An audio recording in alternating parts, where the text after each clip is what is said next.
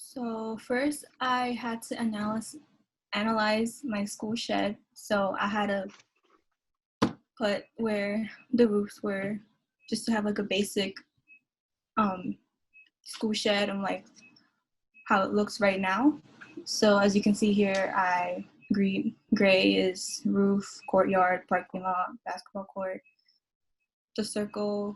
Green circles are trees, and the green triangles are like, not triangles, my bad, rectangles were garden, lawn, planters, and screen space. That's what we have right now. Next. So to see what I wanted to add to the school shed, I decided to make a survey and email it to students and staffs and teachers around my school to collect data of either their favorite places around the school outside within the school area, their least favorite where they saw flooding, what would they like to see more of in our school as of the outside in the school, if that makes sense. And with that data, I was able to see what I can add or how I can kind of make it into a school shed, if that makes sense. Okay, next. Here's a more clear view of what I was talking about. I here added again, roofing, basketball court. I put in more details of what was in our school, and I added students, staffs, and teachers' favorite spot in the school outside. What was their concern? What would they like to see more? What would they like to see? Yeah. And I had like small little text in the back of the school shed explaining where there would be flooding, where I would like to put or like to put more greenery around. Yeah, next.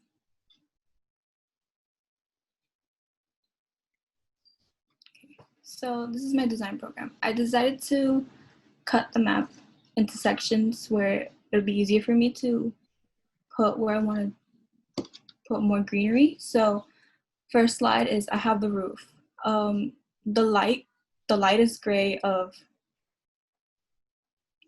rectangles you see is permeable pavement, which is the flooring on the left side of the roof. And then to the right side of the roof, I decided to put green roof, like grass, to have like a small little learning area for like when students or like teachers want to go upstairs and want to teach a lesson outside.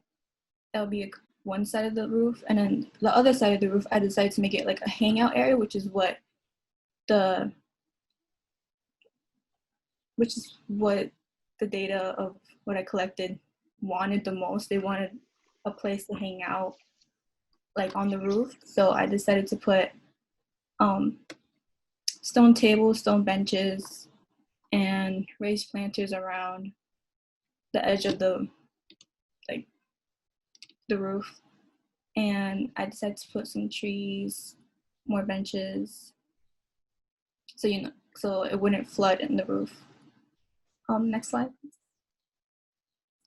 Here I have the parking lot. I did a basic parking lot design.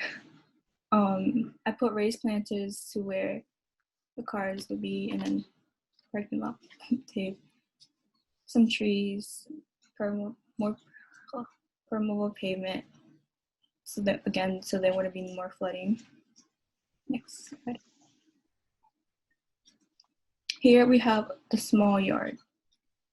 I decided to put a greenhouse on that big bright green area because that's where there was mainly because previously there was a lot of plants there, but since it's like in a yard, kids are going to be playing and those plants would probably get destroyed. So I decided to put a greenhouse so that it would be in one place and not just like everywhere.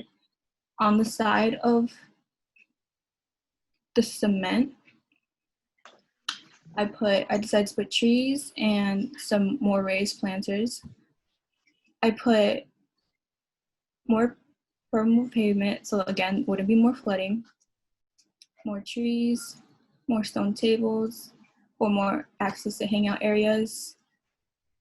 There's a good amount of space for playing, for like kids to play, and there's a playground when I put more trees. Next slide. In the big yard, there's a basketball court. So there, I wasn't sure how to do it, but I managed to. I decided to put more trees. Where there wasn't a basketball court, I decided to put permeable pavement and more benches, more raised planters, and that's it. Next slide. And then these are the outside of the school, so the sidewalks. So from the data I collected, a lot of people were complaining how there was a lot of flooding, and there was a need of more greenery on the outside because it kind of looked dead with no greenery or nothing. So I put curbside bioswales, so the water, when it rains and there's flood, it would make its way to the bioswale. So I put a lot. I put trees. I put trash cans because kids, they put their trash where it doesn't belong, which is the trees, and there isn't enough trash cans. So they would just dump it on the curbside bioswales or the raised planters. They'll just dump it everywhere they see it, basically. So I decided to put more trash cans so it can keep the outside cleaner and more presentable. There's more concrete and more trees. That's what I have as my proposal. Questions? Super. That was great. I am going to call on a couple of jurors to people in the jury to speak in this. I think let's start with Brad Lander. Brad, can you, and maybe I'll announce both of them. Maybe Brad and Nick, please. If Brad and Nick could take this one. Yeah, well, Rose, this is fantastic. Really an amazing piece of work, and that you did this all, through, without even being able to see anyone in person is extra amazing. I guess what I like best about it is just how responsive it is. I mean, the fact that you really went out there and did the surveys and found out what people wanted, kind of in large and small, of course people want, a place to hang out.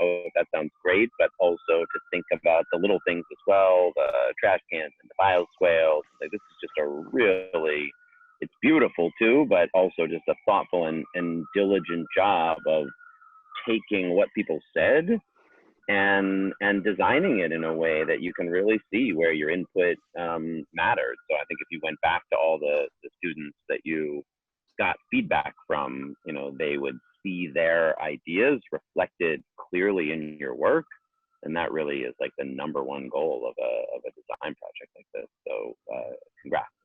It's really I wanted to include data from other people because I didn't want to seem selfish and just put in my ideas without getting other people's reaction to it. So I wanted, other ideas to see what people wanted to see, what they wanted to change around the school. You did a great job of that, and then laid it out really beautifully too. Thank you.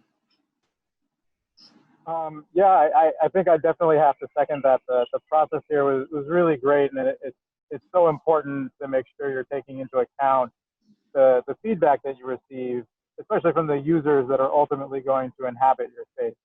I think the other things that I'd like to point out, one is that I'm very impressed with the presentation. The fact that you have a legend on every slide is really great. I can't tell you how many professional presentations I've seen that don't have a legend that explains what's going on in their plans. So just even being able to clearly explain and go through this presentation is really key. And I think you have a sort of a natural sense and that's a good design sense for how to lay a lot of these things out. I think this, particularly the streetscape, which is obviously from a DOT perspective, what I really like. It's very realistic. It's actually something that could be achieved even tomorrow. So having that practicality is also, I think, really positive and a really successful way to approach it. So, great job. Thanks so much. Thank you. I guess I will leave with one question is, there's a lot of permeable pavement here, but it seems like there were some locations where you didn't pursue permeable pavement, like the sidewalks or like that cement area in the yard. Was there a reason for that? The reason was I wasn't sure because kids normally run around where the cement part is, so I didn't want, them to be tripping on permeable pavement because people trip on them. I'm guilty of tripping on it a lot, so. Awesome. Well, yeah, I definitely encourage you to take a look at some of the newer permeable products that are coming out. There's porous asphalt, there's pervious concrete, there's stuff that goes beyond just the sort of permeable pavers that you see in a lot of places. So some cool, really, really cool ideas though. Thanks so much. Thank you.